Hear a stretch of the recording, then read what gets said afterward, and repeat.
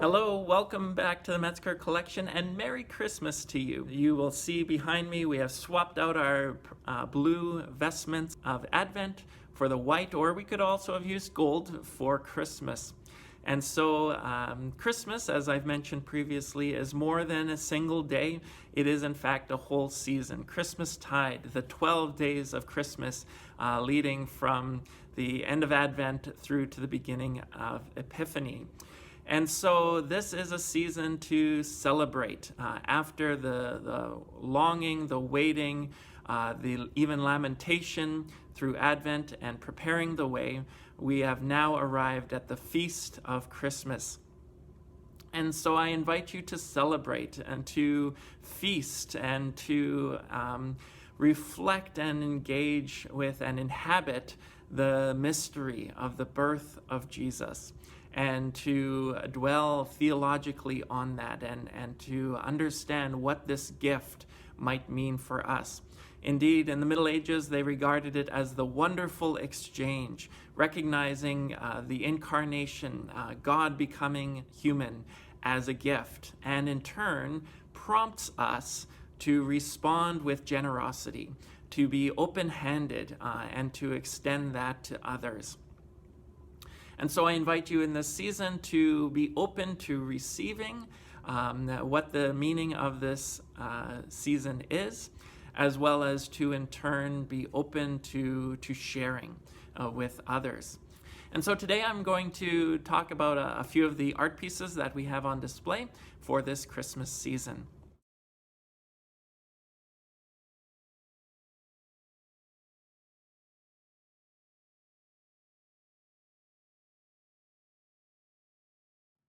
First, we have a print of the painting by Henry Ossawa Tanner called Angels Appearing Before the Shepherds.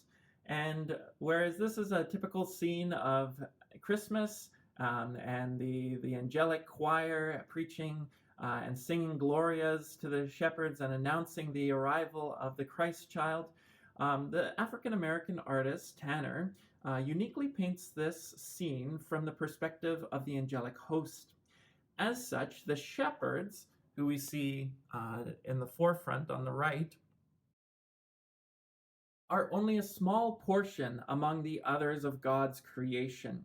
The hillside, the sheep, the entire earth that hear the good news and the angelic song. From the perspective of the angelic choir, the viewer is invited to join in and sing with the angels to all creation which awaits the Redeemer. Next, we have a couple of nativity scenes. And the first one here is taken from the Bedford Hours. Here we see an example of enculturation, which has a very long history. Religious artwork especially has a tendency to uproot the biblical narrative from its historical context and place it within the contemporary context of the time. The birth of Jesus is no exception. And so this illumination from the Book of Hours by the Bedford master places the nativity scene in the stable surrounded by a snowy medieval European landscape. While Jesus was certainly not born in a snowy landscape, and probably not even in winter, it is fitting that God with us, Emmanuel, should be depicted meeting with us in our own contexts throughout history, around the world, and for us here and now. And so, of course, this is a scene that lends itself toward the northern hemisphere well. The southern hemisphere, of course, would not be so prone to depict a snowy landscape at Christmas. This next painting by Sandro Botticelli is called The Mystic Nativity. And in this piece, Christ's birth is celebrated by angel and human alike as God's glorious revelation on earth. The infant Jesus reaches up toward Mary, seemingly oblivious of the crowd.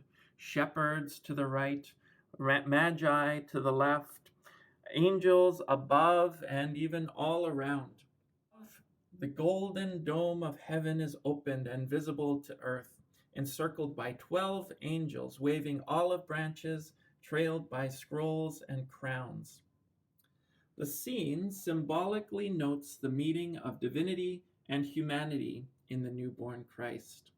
not only with the opening of heaven, but also in the dance-like embrace in the foreground of three pairs of men and angels. Among their feet, demons burrow into the ground. The inscription at the top connects the hope of the incarnation and second coming of Christ over the troubles of Italy. And so we have another example of enculturation. These troubles refer to the French invasions in Naples and Milan, civil strife in Florence, the execution of Florence's radical reformer preacher, Girolamo Savonarola. The troubles are associated with Revelation chapter 11, in which the holy city is invaded by Gentiles and the devil is unleashed. And so Botticelli looks toward the coming of Christ in that context of trouble. Another nativity scene that we have here is a children's one. Typically in nativity scenes, we include three wise men. And it's uncertain whether there were three. They are described as magi in the Gospel of Matthew. But we will not talk about them now because we will be able to talk about them at Epiphany, which notes particularly the magi and their coming to worship the Christ child.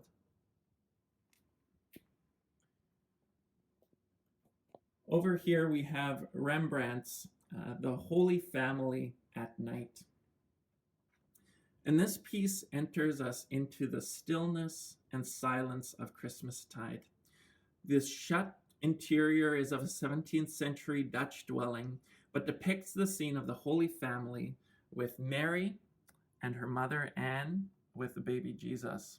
And Joseph, you can't really even see him there, is under the stairwell. Mary intently reads while Anne has fallen asleep, still holding the cord to rock the cradle. The stillness of this piece draws us into silent adoration and reflection as the central candlelight illumines the face of the Christ child. While I look at this piece and think of the song Silent Night, in reality, Christmastide is not all silent, quiet reflection. When we think of another event, of the slaughter of the innocents and the Holy Family fleeing to Egypt as refugees. And so this top image is by Kelly Lattimore, portraying the flight to Egypt, recounted in Matthew chapter 2, verses 13 to 15. And this in a modern context, the plight of Syrian refugees.